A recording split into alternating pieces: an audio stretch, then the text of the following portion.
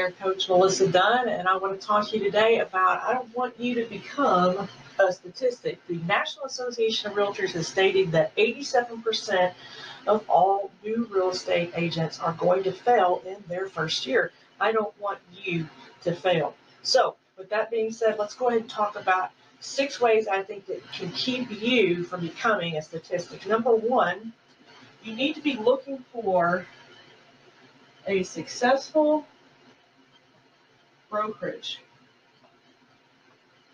Okay?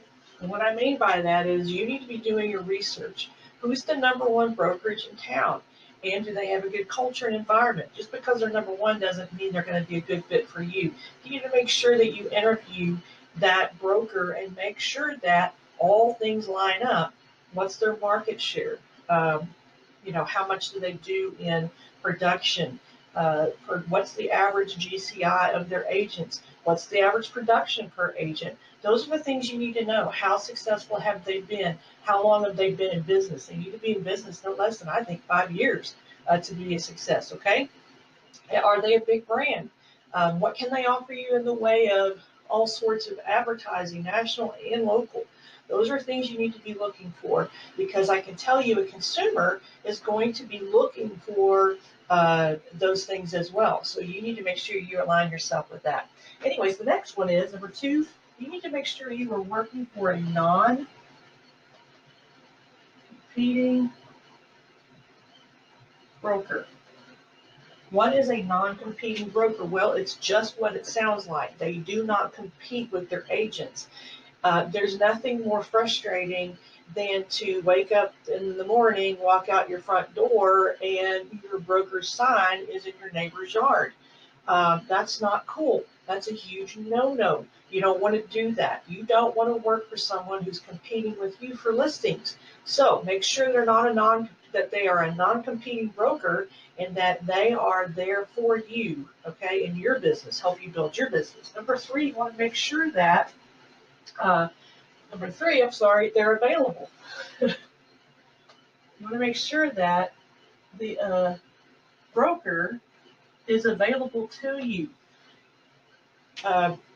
A lot of times brokerages can be run by a managing broker. Sometimes they are managed by another agent, and sometimes just a staff person. You want to make sure that your broker is available to you not only in the office but also via phone. So if you have a question, you need to be able to phone your broker like that.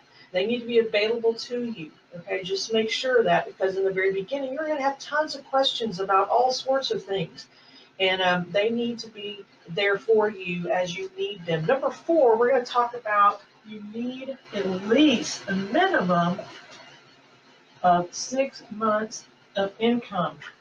It's going to take you 90 days to get your business up and going, okay? And I'm talking about getting your business process in place, organizing your office, getting your business cards, getting your signs ordered, your lock boxes. All those things take time. And as you're doing those types of things, it's going to put your pipeline kind of skewed.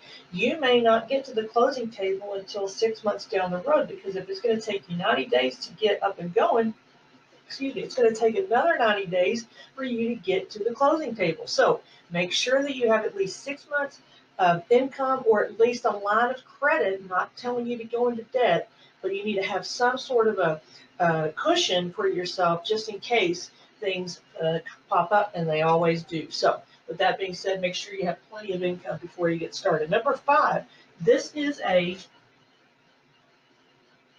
full-time career, okay? It is not a part-time job.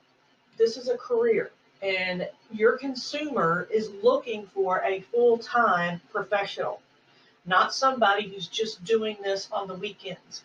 You can't expect to work in this business and just do weekends and nights. That's just not how this works, because believe it or not, people want to see properties when they want to see them, when they are available. This isn't about when you're available. This is about when the world's available. So make sure you understand that this is not a part-time job.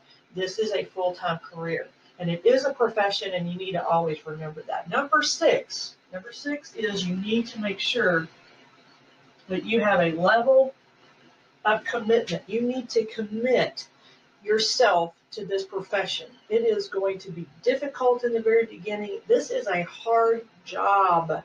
It's a hard thing to do. Okay, it can be a cruel profession. It can be a cruel, it's a lot of competition out there, and you've got to make sure that you are reinventing yourself all the time. So you've got to have a level of commitment. You've got to commit to get up every day, regardless of how you might feel, and go to work, because see, now you are in business for yourself and no one's there to tell you to get out of bed. No one's there to tell you to make calls and do the things that you have to do to become successful. So you have to be your boss.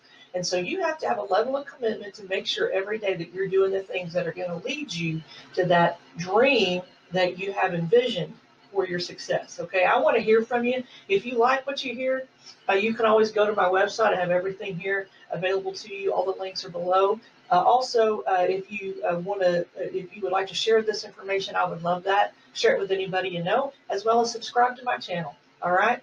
Let me hear from you. If you need anything, I'm here for you. I want to help you succeed, because when you succeed, we all succeed. I'll talk to you soon.